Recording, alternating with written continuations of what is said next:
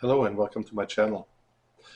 Today I want to showcase some albums that are turning 50 this year, but not just because everybody else is doing. I'm turning 50 next week, so I thought I'll show you a few of my records that were also born in 1973, and I'll start off with my top 5 and the rest. I'll just show you some of the records I have.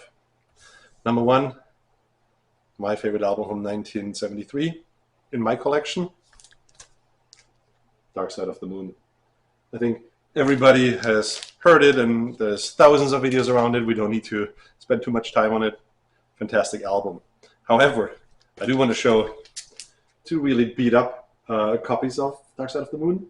Harry and I went yard sale shopping last year and found this in an old attic of a beat up house. It was like a hoarder's house. And these are two really early pressing. This one is a Canadian, and that's an American 75 pressing, and I think this one is a 74 or even a 73. However, they were really in super bad shape, as you can judge by the covers. And I kept them though, and I just cleaned them, really thorough cleaned them with my Humming Guru, and they sound listenable. The pops and clicks have been reduced dramatically. And unfortunately, the guy didn't keep the sticker separately on this one. He put it like on the record. But yeah, they're fun to have. Number 2 on my list of my favorite albums in my collection from 1973, Tres Hombres. This is an amazing album. I am playing this every time when I want to impress someone with records, good sounding records, or with my sound system. This album sounds phenomenal on my album. I mean, Beer Drinkers and Hellraisers is on it. Lagrange is on it. The sound is just phenomenal. And I'm lucky that I have a really good sounding original copy. So highly recommend that. Number 3, the hardest album of Queen, their debut album, Queen. Phenomenal. I like this album. It is great. That's when Queen was a real good hard rock, almost heavy metal band, early heavy metal band in the early 70s. And yeah, this is how they made their mark on the planet here. I don't know if you guys have watched the movie about Queen, but yeah, this was the one that came out first and set the stage for it. My daughter is a huge Queen fan, and her and I listen to this album a lot. Also was lucky to get a really good OG. The next one in my collection, number 4, Sabbath, Bloody Sabbath. I know it's not everybody's favorite Black Sabbath album, but to me, this is a really killer sounding album. I don't have an OG, but yeah, really great stuff. I do have all of the early Black Sabbath albums here in my collection, all the way to Ronnie James Dio, and I do like the albums with Ronnie as well, but obviously Black Sabbath with Ozzy, great stuff. Number 5, one of the coolest debut albums of 1973.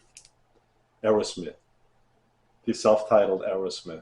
This is also a great sounding record, although this is a repress, but an early repress, so I really do like it. It had probably their best hit ever on it, Dream On, and Mama Kin. This is actually the song that I think Steven Tyler loves the most. He is actually tattooed on his left biceps. Unfortunately, the album didn't sell so well during its release because their label decided to push the album that came out, I think, the same day or week more, and that was Bruce Springsteen's debut album. But yeah, this is a great album. It's probably my favorite Aerosmith album. And the next albums are just albums that I have in my collections that are 50 years old this year. The Piano Man by Billy Joel. I know everybody has heard and seen this album over and over, but yeah, I like this album. Great one. Blue Oyster Cult. I think this is one of their best albums. I really enjoy this. This is an original pressing, and it's the Tyranny and Mutation album. I know the writing is funny. Mutation is spelled with a V. I was lucky to find a really good cheap pressing at our local record store here in Puyallup, Washington. An album that I'm not a fan of the music as much as the sound, and that's the Carpenter singles. Harry from Harry's Music Room turned me on to this one. It is really good sounding. Put this on a good sound system, and wow, really good quality. The music, not up my alley really, but the sound is really great.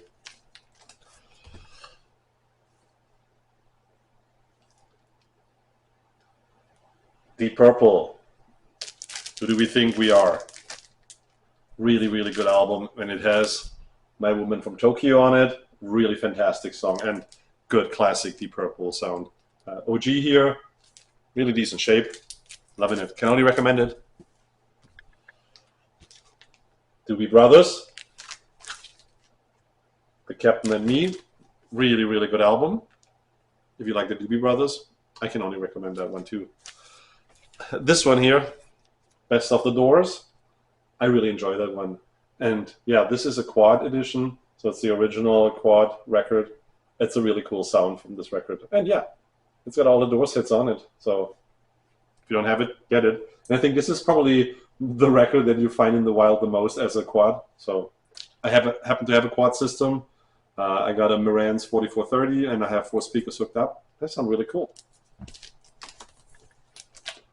Eagles Desperado. Yeah, that's not my favorite Eagles album, but you gotta have it, right? And Desperado, the title song, is a great one. Nice OG that I picked up from Harry the other day. Elton John, Don't Shoot Me, I'm Only the Piano Man. It's a good record, but it's not my favorite Elton John record by any means. But it's good to have. Eric Clapton's Rainbow Concert, also a good album to have. Don't listen to it every day, but hey, it's a nice listen. Moontan by Golden Earring. This is an amazing band. Golden Earring from the Netherlands or Holland. They have 2 of my favorite rock songs of all time. This one has Radar Love, but the other one is When the Bullet Hits the Bone.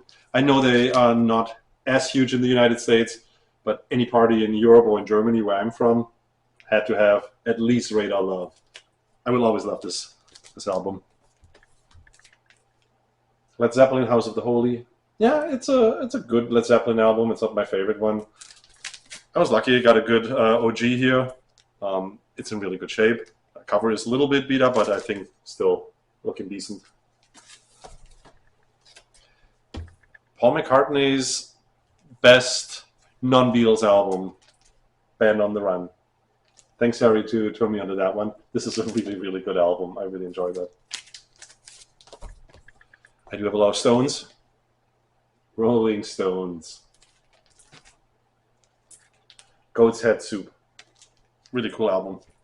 Has Angie on it. One of the coolest Stones songs ever. I got a really, really good copy of this OG. Yeah, I'm not a huge Steely Dan fan per se, but the sound of this album, like Asia, is really good. I got this at my local record store, and I pulled a used copy out of the used bins, and she said, hey, hang on, I have another one that I've been playing here that sounds a lot cleaner, and that really sounds fantastic, almost no pops and clicks, so I'm happy to have this one, and I will not need one of the expensive remasters. Styx 2, also born in 1973.